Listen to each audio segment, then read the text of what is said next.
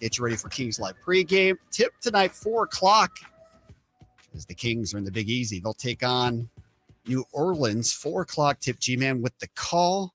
We'll get into who is on the floor tonight. Both teams are missing key pieces. We know for the Kings, no De'Aaron Fox. He'll miss his second game with personal reasons. Did not play Friday in Indiana, a game that the Kings lost narrowly, but did lose 107-104. The Kings now 29-22 overall. They're 13-11 away from home. They're 2-2 on the road trip, and got a chance to close things out here in New Orleans today, and then 2 in Houston, a very struggling Rockets team tomorrow and on Wednesday. Hi, Flair. How's your weekend going so far? It's all right. Okay. Now, I would be, more ecstatic if we had some sun. Yeah, it's been intermittent today. Yeah, at best. I'm a sunny guy. I hear you. Well, it was raining over the weekend, and of course, wasn't great for the Kings on Friday night. We'll talk about this game. Obviously, the big news: Kyrie Irving. If you haven't heard it, Woj reporting that he's going to become a Dallas Maverick. We'll talk about that over the course of the hour or two. I know you have thoughts on that, Henry, but let's focus Kings on this segment at least. They had a chance to get one in Indiana. They didn't play great. They were down by 17, made a furious comeback, ended up losing by 3, had a chance to tie late in that game. Scooter, let me see. How can I put this? The Indiana game was the first time I've seen this team in disarray. I think not having De'Aaron there, and I'm wondering why, because it shouldn't have been this way, but not having De'Aaron on the floor, it just seemed like the Kings were just off kilter. They just couldn't get anything going Kings-like. Yeah, they played the game. Yeah, they gave it a great effort, but Mike Brown went all the way through his roster trying to find 5 guys to get something going. And, it just didn't work. They had a couple sparks. They had a couple of flares, but nothing really lit for the Sacramento Kings against the Pacers. No, it did not. And a lot of it was without having De'Aaron not there. They're 1-3 without Fox now on the season. And Davion Mitchell, who started obviously in his place, only played 22 minutes, was 1 of 5 from the floor, just had 3 points. And certainly it was not Davion's best effort of the year. And, it was quite interesting because Davion didn't play the second half. No. He set the bench. So, that's when Coach Mike just alluded to go through his roster and try to find something that worked. Now, my big question is, was it an offensive move or was it a defensive move? Because Davion Mitchell is, quote unquote, the best defender player on the Sacramento Kings. And Mike have always said, if you play in defense out there for his team, you will get minutes. So what happened? To your point, they gave up 60 points in the first half, only 47 in the second. So it's a good point. But, Davion overall certainly hasn't followed up last year with this year. Now, he's been good at times defensively, no doubt about that. Offensively, certainly hasn't been the same player, at least in the times he's had a chance to step in for De'Aaron. Well, understand it like this too, Scott. This isn't the same team that was last year, okay? When Davion Mitchell got his chance to take over this basketball team and, really show what he can do as a point guard, De'Aaron was out and there was no Sabonis. So, Davion Mitchell really took the leads and, started having some good games, played very well. Now it's a situation to where you have, De'Aaron, you have Sabonis, Harrison Barnes is back playing pretty good ball. Mm-hmm. Kevin Huerter's here. Malik Monk is here. I honestly think Davion is still trying to figure out where do he fit into all of this. Yeah, no question. It is a different lineup this year, and Davion's having a harder time finding his spot. Certainly it was an off night for the Rook as well. He only had 3 points. He was 1 of 6 from the floor, just had 1 3-pointer. He played 25 minutes, but the Kings didn't get a lot from him on Friday. At all. And on the Rook's been struggling again. Last game he came out, he had his first offer. He didn't score the basketball at all. And then against Indiana, he didn't shoot the ball particularly well.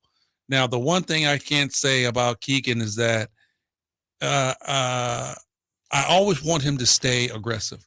You don't want this young man to start questioning what's going on and why things are not going his way out there on the basketball floor, because he started out so well.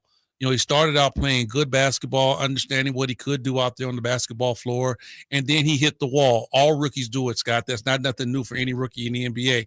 You're going to hit that wall. And then he seemed to be able to, he struggled for a little bit, and then he came back and had a couple of good games. You say, okay, he's over that hump. Yep. But now all of a sudden he's right back there to where that offer really stumped him. And then I thought the other night against Indiana, I was specifically watching him saying, okay, how is he going to bounce back? We still want Keegan to be aggressive, and his shots didn't fall the way that he thought they would. Yep. And he did exactly what I thought he would do as a rookie. He stopped. He pulled back. Now, I understand when your shot is not going, you say, okay, let me look and see what else can I do to help the basketball team. But at the end of the day, instead of him going 1 for 6, he can go 1 for 12, go 1 for 18. Yep.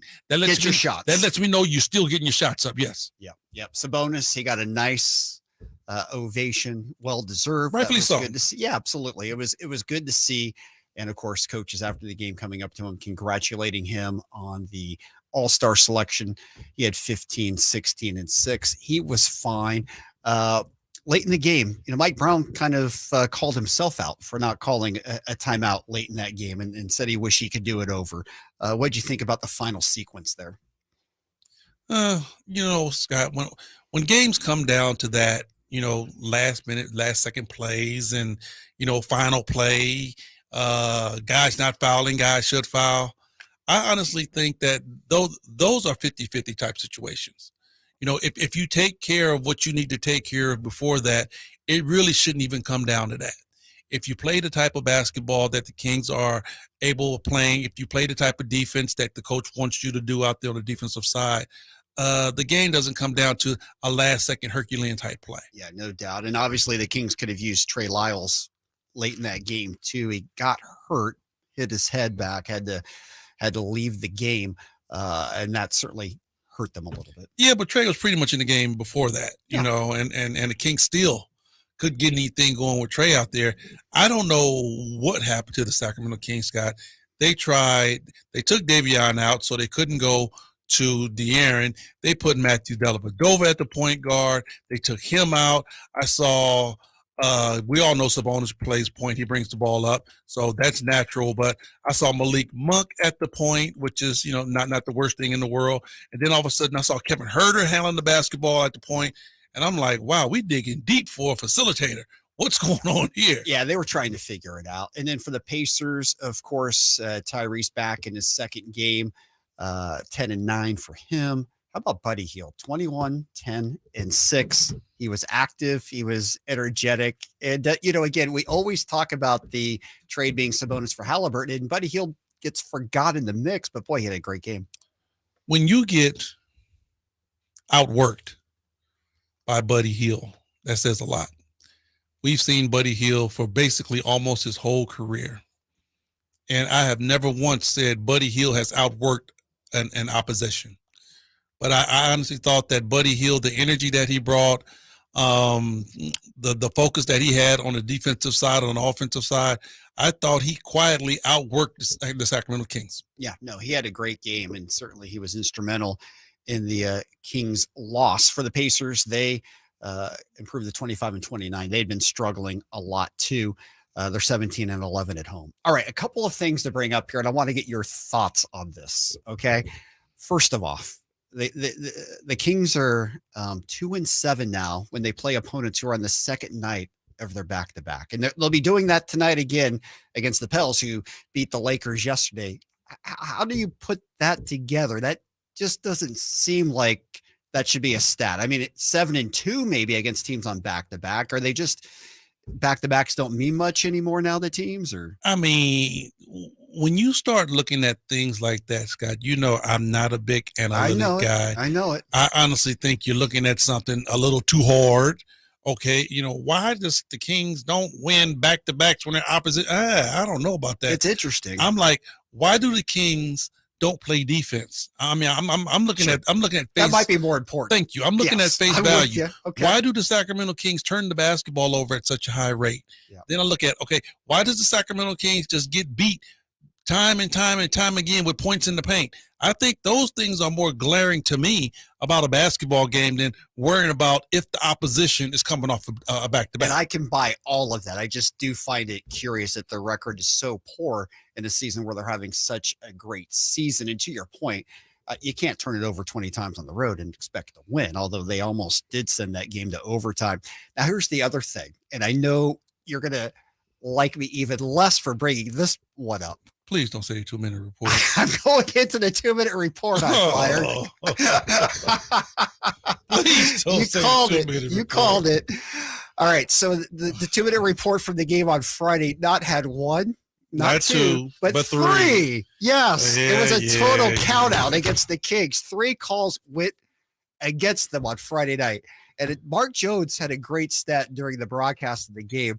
The Kings are on the wrong side of missed 2-minute calls more than any other team in the league, meaning that the percentage of calls that other teams get wrong against the Kings is number 1. Why is that? Okay, let me ask you this then. The league come out and say it was such a travesty. The union did not come out and apologize. Yeah, I mean, did the union say that, oh my God, you shouldn't be able to go to sleep at night after those, not 1, not 2, but 3 missed calls that could have changed the direction of that game? Yes. Did they say they couldn't sleep at night, Scott? No, they did not. Because after the LeBron called, I mean, people didn't sleep. You're right. That was panic. I mean, it was like COVID hit again. Did the world just stay up all night when LeBron didn't get a call against Boston? There were a lot of upset people for sure. So anyways, it's interesting. And I know we don't have the answers here, but that's why we're a talk show, because we like to talk about it. All right. If you want to join the program, if you've got a reason why that's the case, I'd love to hear it. 1-800-920-1140. Of course, you can text us on our text line 916-339-1140. We're also up and running on the YouTube at Sactown 1140. We've got the chat room going there as we go to the break. We'll continue the conversation in the chat room. Again, it's the Kings in New Orleans. It's game 5 of the road trip. When we come back, we'll talk about the Pels, who came up with a big win against the Lakers yesterday. We'll break that down. Of course, we're going to get into the Kyrie situation. Looks like he's going to Dallas.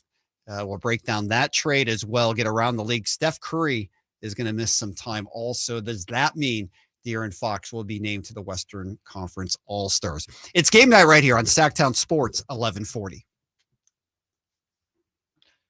All righty, we are clear. Kyle, what do we got today, my friend? Well, it seems like a lot of the talk is around the story of the day, which is, of course, Kyrie going to the Dallas Mavericks. I know you guys are about to cover that in the next segment. But we can cover it here now. Yeah, I think people are more concerned, more than, Dallas coming to compete in the West. I think people are more worried about them getting the 3 seed from Sacramento by the time the playoffs roll around, and possible matchups for a playoff scenario. All right, let's get into this one, Henry. First of all, the Mavs are currently 28-26. All right, they sit in 6th place. They're a half game ahead of the Warriors. As we alluded to, Steph Curry is going to miss multiple weeks. And when you look at the offensive rating for the Warriors, they're 2nd when Steph Curry plays. They're last in the league when Steph Curry doesn't. So can the Warriors even hold on is a big question. But for the Mavs, as it pertains to them, 1, are they a threat in the West? Or 2, are they even a threat to surpass Sacramento? Of course, they play twice here next week, which means Kyrie will probably be in uniform next Friday and Saturday night. Right, no doubt. We will definitely get a chance to see up close and personal if that's going to work or not. I'm one that has a big question mark over my head, because I honestly don't know how Jay is going to make that work. Jason and I are very good friends, and we've been boys forever. But looking at what Kyrie does, and Scott, I'm definitely a Kyrie Irving fan. I love the way top 10 in the league. I love the way he plays out there on the floor. He is a very good player. But what I'm saying is that usually Kyrie is on a team. Now, every team Kyrie has been on, the ball has been in his hands. I don't care who he's played for. Yes. The ball has been in Kyrie's hands. It won't be in Dallas. But hold on. Even when he was with LeBron in Cleveland, yeah, that's true. The ball was still in Kyrie's hands. You're right about that. So how is this going to work in Dallas if Kyrie's going to play off the ball? We've never seen him play off the ball. I think it's a tremendous question, and the answer is I don't know. But there's no doubt in my mind that Luka is still going to be the primary ball handler on this team. I don't know, man. You see Luka without the ball? I don't know. It's like, why are you bringing Kyrie Irving there to play off the ball, Scott? We've never seen him do that. They did a little bit at the end of last year in Brooklyn. When James Harden got traded, Kyrie kind of became off ball, and they had Durant run point for a bit. But it didn't. They went back to having Kyrie as the point guard. Why? Because Kyrie does his best work when he has the ball in his hands. But Luka is not taking second fiddle to anybody. Now, here's the question, Scott. Can Luka play off the ball? We haven't seen him play off the ball either. No, I don't know. I mean, because his usage rate is got to be number one in the league. I think it's number 2 right now. Next to who? I believe Joel Embiid, but I'll double check. Really? I think so. Okay. 10 seconds out. All right. We're going to come back on the radio side. We'll go into this. We're going to get into the Pels too.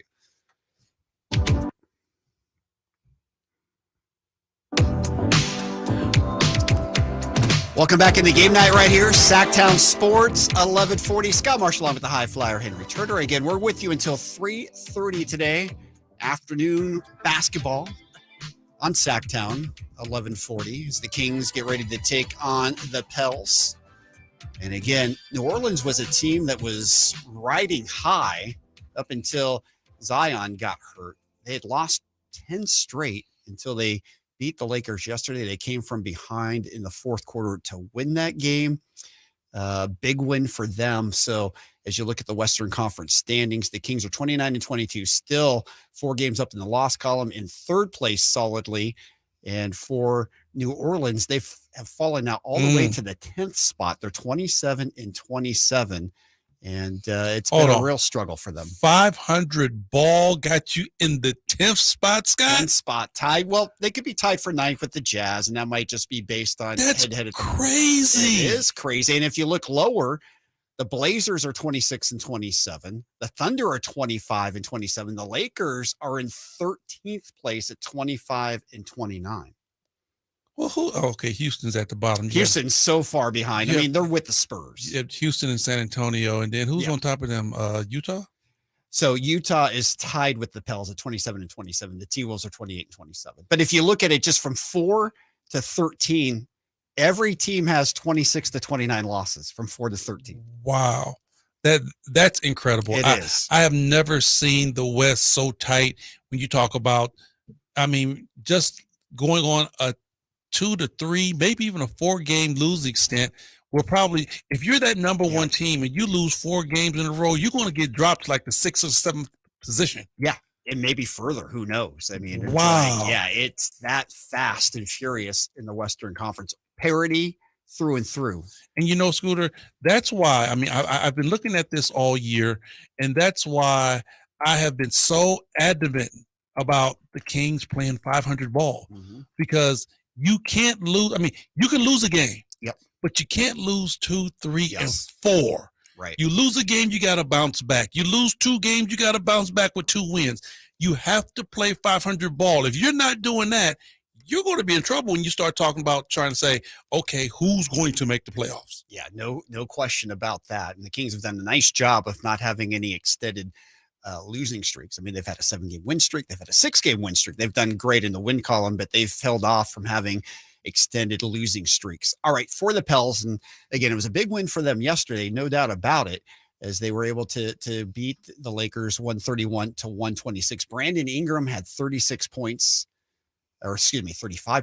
But the problem right now for the Pels is Brandon Ingram's not going to play today. Toe injury.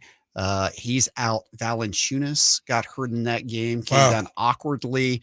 His knee, he's out. Of course, Zion's not back. Right. So This is not the Pels team that beat the Lakers yesterday. Right. And, you know, and CJ McCollum is probably the only bright spot that's holding on and haven't had some substantial time out with the injury. But, you know, never mind that. Never mind that. Don't want to hear none of that for the Sacramento Kings. Kings are what? 2-2 on this road trip? Yes. They need this game. Understanding you drop one against Indiana. Overall scheme, Scott, doesn't hurt at all. You lose to Indiana, you're still 500, and Indiana's in the East. Now we're talking about New Orleans in the West, and it's going to drop you or keep you above 500. This game is a lot more important than the Indiana game. Yeah, I would agree with that. It's just because it's a conference game for sure. And where the Pels stand right now, and certainly a break for the Kings because, as we said, although it doesn't show in terms of wins and losses, but the Pels are also on a back-to-back without their players. You're right. It's back-to-back thing. Well, in most years, it means something. Yeah, I guess, but still, you know, I'm looking at it more so from the Kings aspect of it. You know, I'm with the team now because usually I start looking at the other squad and seeing what they have, seeing what they don't have. I'm looking at the Kings situation now because I honestly think, Scott, until the All-Star break, the onus is on the Sacramento Kings. It's all about how they play. If they play the right way, they can do something special. I don't care who they play on the other side because the Kings have enough firepower. They have enough wherewithal, and if they play defense and you know, get some turnovers and get into out in transition, they can play with the best of teams in the NBA. So it makes no difference who's over there, whether it's New Orleans or Boston. The Kings are able to win. It's all about how they play. So I think they have the cards in their own hands. Yep. Would you continue to start Davian at the point? Wow. That's going to be tough, man, looking at that last game, because I still don't think that Mike Brown was happy with anything that was going on out there offensively. No. And especially how they was running the offense as a team. No doubt. The second unit was much better Right. offensively. But when you look at the second unit, who still was running the point? Yeah, it was Monk. To your point, it was Herter a little bit. I mean, it was all over the board. That's what I'm saying. It was still done by committee. Yeah. So at the end of the day, okay, you know, TD came in and gave you a couple of good minutes. Okay, do you put TD at the 2 and put Monk at the 1? I mean, how are you going to get this done? Dellavedova took his uniform off. He missed one shot. They took him back to the bench. Yeah. It's like, what are they going to do? Yeah, he did have an assist, in all fairness, at his 9 minutes. My bad. My bad, Gally. But you're right. You're right about it all. All right. Well, we'll continue to break down Kings and Pels later in the broadcast, but let's get into Kyrie. Of course, the big news today, the Nets are trading their star guard to the Mavs. The trade will be in exchange for Dorian Finney-Smith, Spencer Dinwiddie, who, of course, was with Brooklyn, an unprotected 2029 first-round pick and 2 second-round picks. That's all according to Woj. What do you make of all that? Fire sale. A big-time fire sale, Scott. We're tired of him. It's not going anywhere. We're not going to win with him. Okay, you ready to leave? We're ready. We're ready for you to go. So you know what, Dallas, throw in a 6-pack of beer and a bag of sunflower seeds. We're gonna make this happen. Well, it looks like the Nets weren't willing to back off stipulations when they wanted to sign him. Kyrie is not going to accept that. So obviously that's the move. Are you surprised that his final destination is not Los Angeles, whether it's with the Lakers or the Clippers, because both were rumored? You know what? I am so shocked that LA didn't pull off something. But then again, I'm shocked, Scott, but I'm not shocked, because for what LA is dangling in front of anybody, in front of everybody, nobody in the league is taking that. Yeah. You know, we talk about how untouchable Kyrie Irving is, right? With everything that he has going, you're like, oh, I'm not touching Kyrie Irving. But when you look at what the Lakers have, nobody's touching Russell Westbrook because of the way he plays. Yes, Kyrie brings a little drama to your basketball club, but Kyrie is still playing at a big-time level. And that just goes to show you right there, Scott, that if you're playing at a high level, basketball teams will still take a chance with you. But if you're not playing at the Oscar Robertson triple-double type level, and you're a nutcase, nobody's touching you. Yep, not going to do it. As Mike Singletary famously said with the Niners one time, can't play with them. That's right. Yep. So, all right. The Lakers and Nets apparently did have talks on Friday and Saturday, but ultimately the Mavs package gave the Nets a better chance to surround Durant with players now. So we're going to get into the Luka Kyrie scenario because to the point, who's going to run the point? But let's get to the Nets real quick. Does Dinwiddie? I mean, what do you make of the Nets scenario? I know you're having a hard time keeping a straight face. Can I say this real quick? You can, of course. Can you imagine it's how your show? Can you imagine how fast they would have had to get rid of Kevin Durant if Russell Westbrook was coming back to Brooklyn? Yeah, that wasn't going to work. That was not going to work. But I like Spencer Dinwiddie. Yeah, solid NBA player. I was shocked when they got rid of him the first time, but I understood why, because Brooklyn was going for the quote unquote big three, and I'm pretty sure Spencer Dinwiddie might still have a little animosity with that because he was the guy that was balling for Brooklyn. Right. Brooklyn was winning basketball games. Yeah. Spencer Dinwiddie and Karis LeVert was carrying that squad. You're right about they that. They were playing good basketball. Let's not forget Jared Allen. I was about to say, and they had the big afro, Yeah. Jared Allen. They were playing good basketball until Brooklyn comes with this magical theory. Oh, we can get the big three, kind of like LA and Miami and maybe Milwaukee, and we can win. Well, no, it didn't work. You got rid of all those guys who were playing good basketball for you, and you went in the cellar. So now what you going to do? Are you going to backpedal back and try to get those guys again?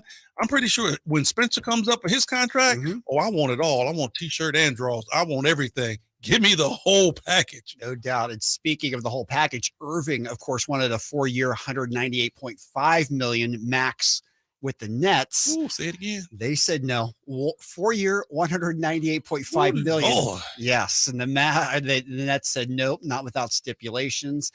He's eligible to sign a 2-year, $83 million extension with the Mavs. That's good until June 30th. When we come back, we'll talk about that. Are the Mavs going to sign that extension with them? And who's running the point now? Is it Kyrie? Is it Luka, who obviously is still dealing with a heel injury? He did not play last night in Golden State. And of course, the Warriors lost Steph Curry last night. We'll get into all of that and more. This is Game Night right here. Sactown Sports 1140.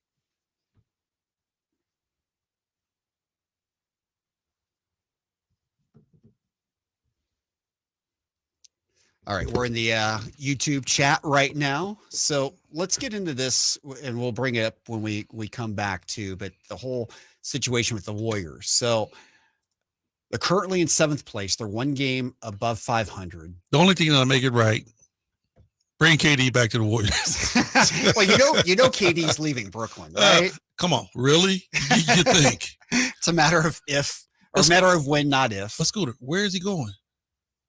Where? I don't know. You Because tell me. It's hard for those type of players, man, because first of all, you got to have some money to get those players. Yeah. Second of all, these players aren't going to a startup type situation. They want to go to a solidified contender. So think about it. You was in OKC. You went to Golden State. Yep. Now you in Brooklyn, maybe Boston, maybe Miami, back to LA. You're going to have to go to a big market squad, and you'd have pretty much exhausted 2 or 3 of those. Yeah. I don't know what happens with them. Obviously, he still has time on his contract. So, I mean, the Nets have him for the next 2 years. They do not have to trade him. Kyle, what's your thoughts on that? What's KD going to do? He don't know. He is silent on the subject. Yeah, he don't know. He's struggling. There we go. I got it now. There you go. He had to You're punch doing it. everything back there. We got You're it. answering calls back there. He had to You're punch the it in chat. Google. Yep. Yeah. Chat GPT. Yeah, we had to get some stuff sorted out there. So the chat seems to be talking a whole lot about the trade deadline and some possibilities for the Kings. And You're not going to give us your KD thought first? oh, I'm sorry, I didn't hear you asking for the no KD worries. thoughts. What's KD going to do now? Oh, I don't even want to speculate on that. Does one. he come back and play this year? Come back and play? Oh, definitely. Okay. Definitely he'll be back as long as he's healthy. It's just there's talks about a potential trade and Phoenix wanting to get involved still. Like I wouldn't even touch that with a 6-foot pole until after the trade deadline comes around. All right. Well, let's get into the trade deadline. As it pertains to the Kings, that's what people are interested in, right? Mm-hmm. I'm assuming. It seems to be the case. I mean, there was talk before about Matisse Thybulle, who's a popular name, but now that we have a bit of a fire sale situation, as Henry called it in Brooklyn, They're talking about some possible players to come around, whether it's Seth Curry or there's some people talking about Royce O'Neal. Maybe someone else is on the way The out. Warriors might definitely have to make a move with Curry out for multiple weeks. I mean, and their bench has been weak anyways. So, I mean, that's a topic. But the one thing we threw out before too, Rashawn Holmes, and we're talking about Philly, that could be a possible fit for him. We talked about the Pacers, obviously, with Tyrese. Is there somebody on after you've seen Indiana's roster that might make sense? Matisse Thybulle is a great defensive guard. He could fit in the mix possibly if you're looking to somehow bolster your outside position. Although the Kings are loaded in the backcourt. But looking at what we got going right now, and it's not a situation of De'Aaron being hurt. He has to take care of personal issues. I don't think he has an injury, but what they have going right now is a question, and it's a question at the point guard position because they don't have anybody else who can facilitate that offense.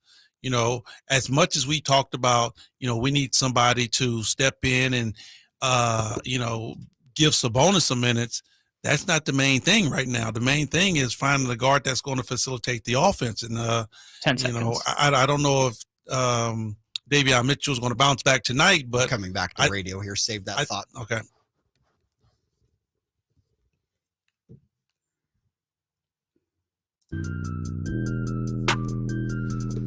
Welcome back into game night right here. Sactown Sports, 1140. Scott Marshall with the High Flyer, Henry Turner. Some great discussion on the Sactown YouTube chat during the break. And you can always catch us there if you want to subscribe. Sactown 1140 on YouTube and get in the chat room there. You can call us at 1-800-920-1140 as well, talking about the deadline as it pertains to the Kings. We'll get into that in just a moment. Let's finish up the conversation we were having before the break. Luka and Kyrie in the backcourt together. Both need the ball. Who's going to have the ball in their hands primarily?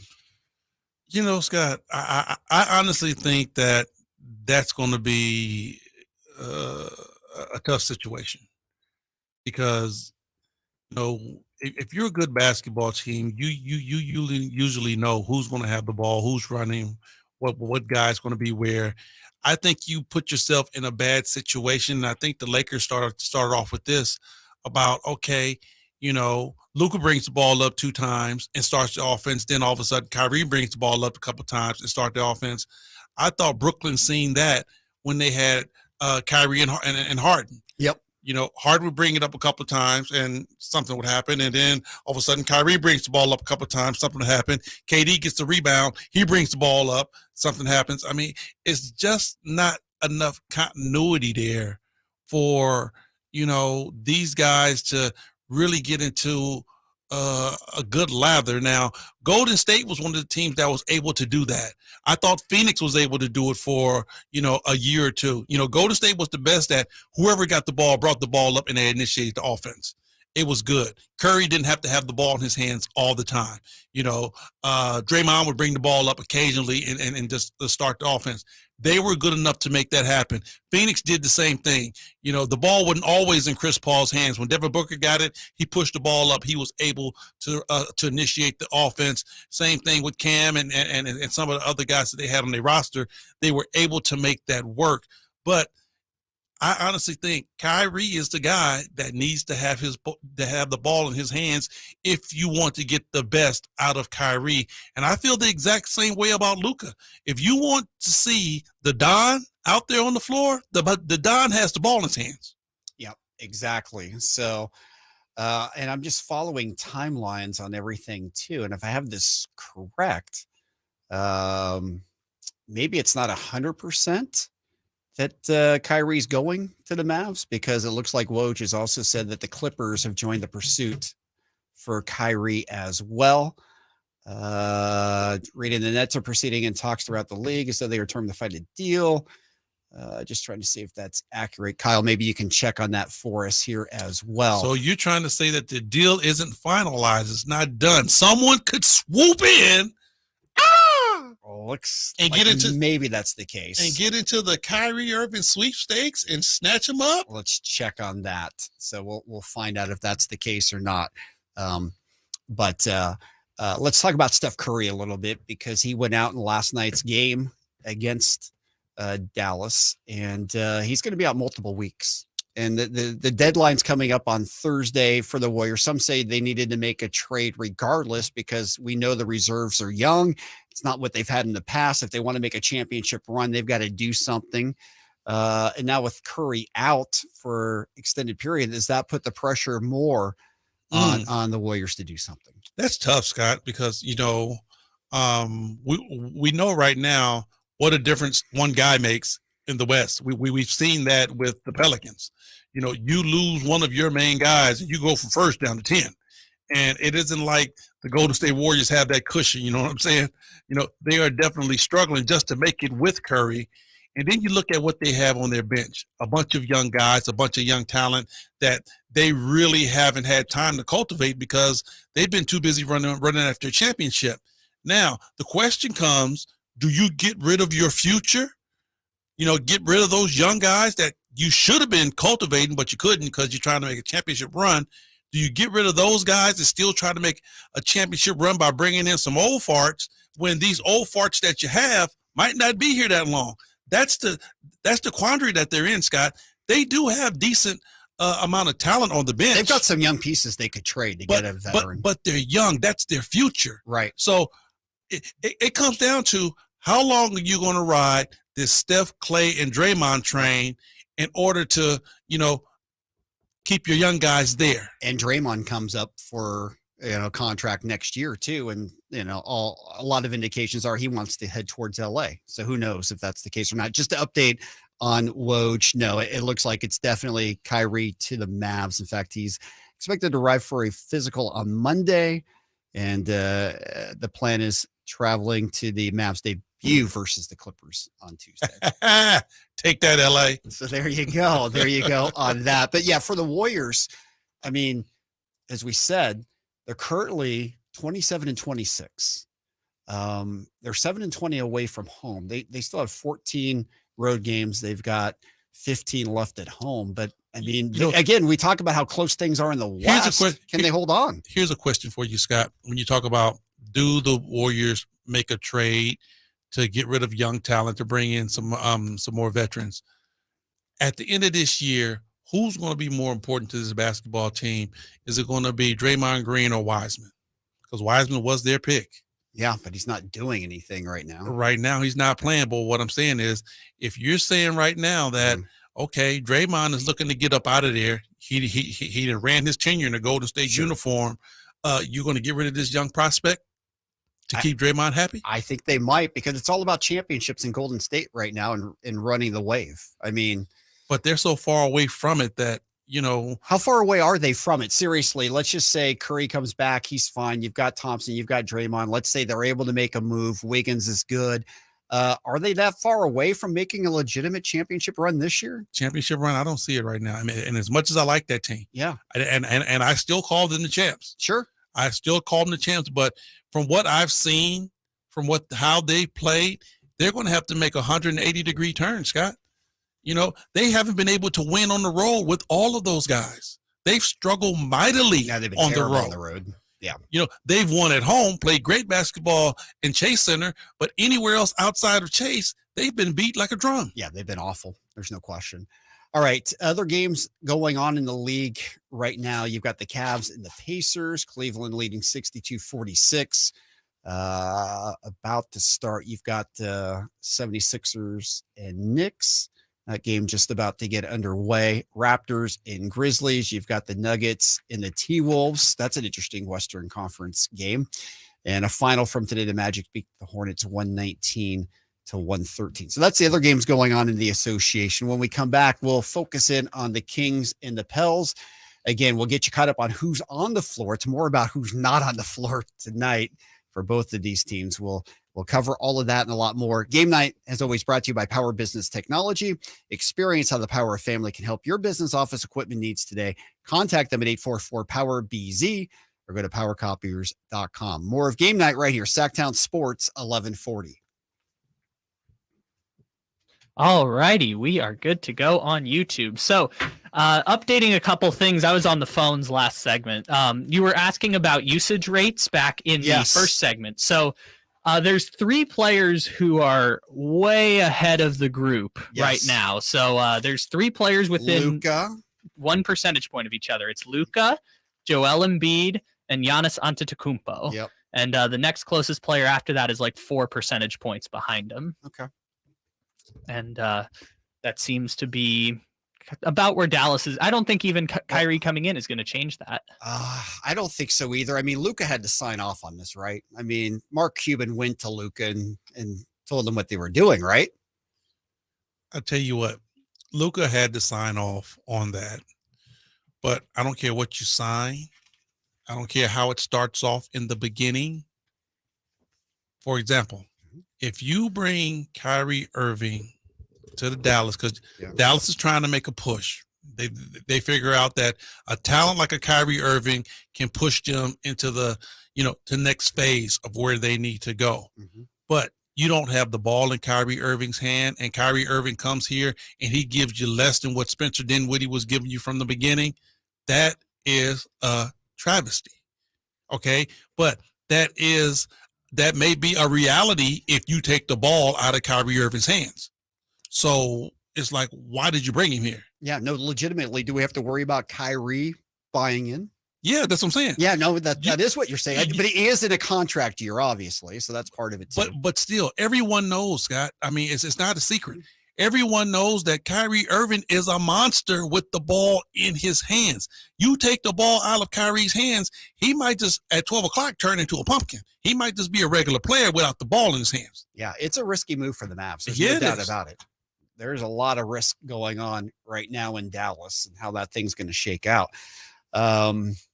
It is a bold move. There's no doubt about it. I mean, it's got a lot of upside too. I mean, Scott, that's why I thought it was going to be LA. I just knew it was going to be the Lakers because he fits right there. Him and LeBron have been through it and has made it work but the already. Nets didn't want anything that the Lakers had. Obviously. That's what I'm saying. I mean, we understand LA got garbage. No. You're saying that you don't like Juan Toscano Anderson? Here you go.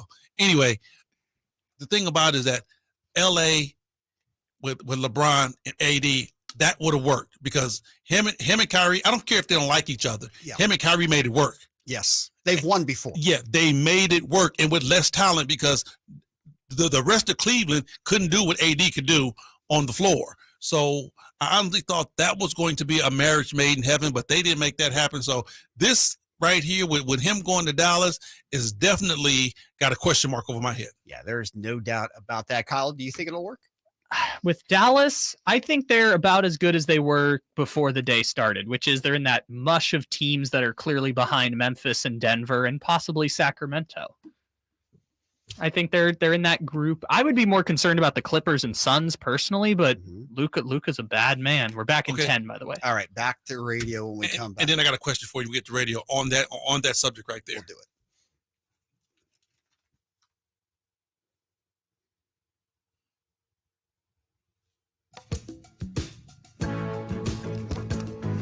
Wrapping things up on game night right here, Sactown Sports 1140. Hope you're enjoying your weekend.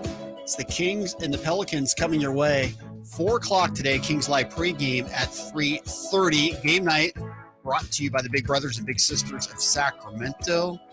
If you have the heart to give and serve children in our area, this could be a great cause for you. There are so many kids in our area, age 7 to 18, who need mentors. And if you have some interest in that, please give the Big Brothers and Big Sisters of Sacramento a call, 916-646-9300, or visit bbbs-sac.org to learn more. All right, we'll break down Kings and the Pels in just a moment. In the chat room, we were talking about the Luka Kyrie situation and if it could work in Dallas. You had a question. Yes. My question is this. Let's say that they do. They take the ball out of Kyrie's hand and say, hey, this is Luka's team. Yep. Luka runs the show. I think Kyrie can just float. I think he can float. Yep. You're not going to get the best of Kyrie. I guarantee you that. But he can float. He's going to give you some decent games. But I'll tell you this. Kyrie is not going to settle for not having the ball in his hands. He will float for the rest of the year because he is a coveted point guard. I don't care what you say at any particular team. That once you get Kyrie back on a basketball roster, sure, that he's taking care of the ball, He is a monster. So I think this might be a situation to where he might just float to Dallas, give you some decent games, but at the end of the year, he's going somewhere to where it's his team. Yeah, that could very well be the case. It'll be real interesting to see how it shakes out. Now that the Mavs have made this move, does it force any other teams in the West to make a move? Does it figure into anybody else's calculations at all? I honestly don't think this makes Dallas better, Scott. I don't see it, and I'm not saying I'm the end all be all and I'm the guru of NBA basketball. Maybe some people see things that I don't see, and I'm pretty sure they do. Mm-hmm. But like I said, the overall scheme of what's going on there is it's just a huge question of how are you going to get the best out of both of these guys, and are you going to be able to give half to Luka and half to Kyrie? Knowing Jason Kidd as well as you do, is it a benefit to have Jason Kidd? No doubt. Can he help manage this? No doubt. Jason Kidd is he has one of the most brilliant minds when it comes down to basketball. I definitely think if it's somebody that can pull it off, J Kidd can. I honestly think that instead of having a traditional type system, you're going to have to implement the AAU system and say, hey, fellas, go. Just get the ball and go. No, we don't have no set offense. No, we don't have no set plays. We're going to run transition, secondary transition. If that don't work, pick and roll and everybody screen and pop. All right. Let's get back. Kings and Pelicans tonight. It's time to give you the who's on the floor report. And obviously both teams are going to be missing significant pieces. No De'Aaron Fox again for Sacramento. He'll miss his second game due to personal reasons. The Pelicans are going to be really light-handed as well.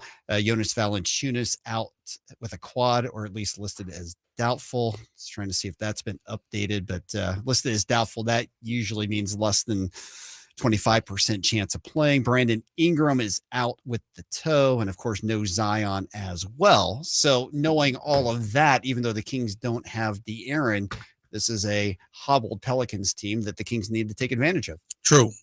I mean, depleted Pelicans team, but end of the day, it makes no difference. We've seen guys come off the bench for other teams and just desecrate the Kings.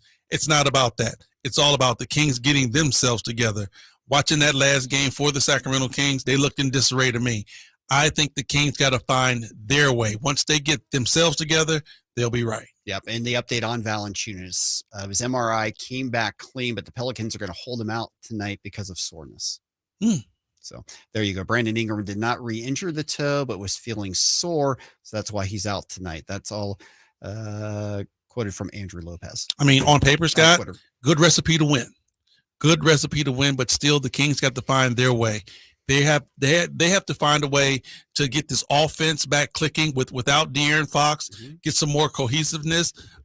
Somebody pull out a APB. We got to find a rookie. Harrison Barnes got to step up. You're the next guy up. Sabonis, do your thing. Malik Monk and Trey Lyles, we're going to need something big off the bench. Well, and to the point, we don't know, but I mean, with the Kings playing a back-to-back tomorrow, play on when we don't know necessarily when De'Aaron's going to be back. So no, we don't. They've got to figure it out. They got to find it. Exactly. Yeah, they definitely do.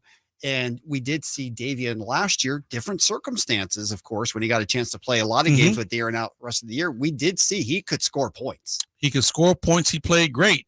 But, Scott, it's a whole different ball game when you have the, I'm not even saying the confidence. I'm trying to think of the right word, but Davion was able to do whatever he wanted to out there on the floor with the confidence of knowing that there was nobody else behind him. There was no one else that they were going to put in if he messed up, if he turned the basketball over. So he had a lot of confidence in his game, and he played well. I think right now Davion is still looking around at other guys saying, okay, I'm not the number one here. Sabonis is the number one. I'm not the number two. Herter is. I'm not even the number three. You got the rook at number three, and then sprinkling Harrison Barnes. I'm just a guy that plays defense and passes the ball. I honestly think that he feels that way on the offensive side. Yeah, agree with that. One thing that's been a trend for the Kings, they haven't been shooting the three ball nearly as well as they were earlier in the season, at least over the last couple of weeks or so. Any explanation for that? Is it tired legs? Is it something else? I think it's a combination of teams scouting the Sacramento Kings. They have been running them off the three-point line because they know that if the Kings get it going from beyond that arc, they're very dangerous. Not too many teams can stay with them, so a lot of teams are running them off and electing to let the Kings beat you downhill if they can. So I think that has a lot to do with, that three-point percentage being, falling the way it has. Yep. And to your point, when we talked about earlier, the Pelicans still have CJ McCollum, and I believe I heard this right. He's the player in the last several years who's been averaging over 20 points a game who's never made an all-star team. I want to say last 9 years. Well, the cool thing about it is that he's in the West, number one. Yep. And then he's been behind Dame for the last 8? Yep. So, I don't care how well you play, you still have, Mr. Dame time in front of you. Yep. That's like trying to make an all-star team, but you got Kobe on the same team with you. Kobe's going to always go in front of you. No doubt about that, but he is a solid NBA player. No doubt. Better than that, obviously. And Alvarado coming off the bench, he's a spark plug. I like him. Energy guy. Every good basketball team needs one. And when you start talking about the health of the Pelicans, once they get healthy and didn't have that spark to come off the bench, I think that's what catapulted them so high early on. Yeah, it's interesting. Some people feel like the Pels have the best roster of any team in the Western Conference when they're fully healthy. What do you think about that? Wouldn't say when that. You bring Zion back, you bring Brandon, you sprinkle in Valanciunas back, you've got McCollum. That's hard because I think Denver has one of the most complete teams there is in the West. When you talk about Jeff Van Gundy said that yesterday during the TV broadcast. When you talk about bringing everybody back and everybody healthy, I think Denver has one of the best rosters. Well, and to your point there, Jamal Murray certainly looks like the Jamal Murray prior to the knee injury. Had 41 last night. Right. So, like when you look at what they have, I'd like their roster better than what, the New Orleans have. Yeah. It'll be interesting, though, because the Pels were playing great basketball. They were rolling. They were playing lights out. They had the 1-2 big 3 punch and the complimentary guys were, coming in and doing what they needed to do. But, that's the thing, Scott. We always talk about what the difference one man makes, what's going to go on. How about the health of your team? That's why the Sacramento Kings have been rolling pretty much. They have always had, the majority of their roster at their disposal. But, if, God forbid, some injuries happen, some games are going to be lost. Yeah, speaking of injuries, we know Steph Curry is going to be out for the All-Star game. Apparently it's Adam Silver who gets to pick the replacement. I know you've got the direct line to the commish. Are you calling him? I'm about to text him right now. and I'm going to text him in all caps. Let him know. This is not a request. This is a demand. He fucks. I would think there's got to be first on that list, right? It's a guard. I mean, he would have to be, man. If he isn't, bro. Oh, man. You know what? So some heads going to have to roll. Problem is he's the commish. So that is true, but, we can still run up on him, though. All right, that's going to do it for game night. Henry, it's always great to work with you. Oh, it's been fun, man. Have a great call tonight, as yes, always. Sir. All right, coming up next, it's Kings Live pregame. And then at 4 o'clock, we've got the tip tonight. Kings and Pels. Interesting. Both teams missing starters. So who can rise up? The Kings, can they get their third win against a team that's coming on the second night of a back-to-back? Just 2-7 in those games. Can they turn the tide this afternoon? We'll find out that and a lot more. Next, though, it's Kings Live pregame. Stay tuned. The Kings basketball all afternoon and evening long right here on Sactown Sports 1140. Alrighty, thanks for watching, everybody on YouTube.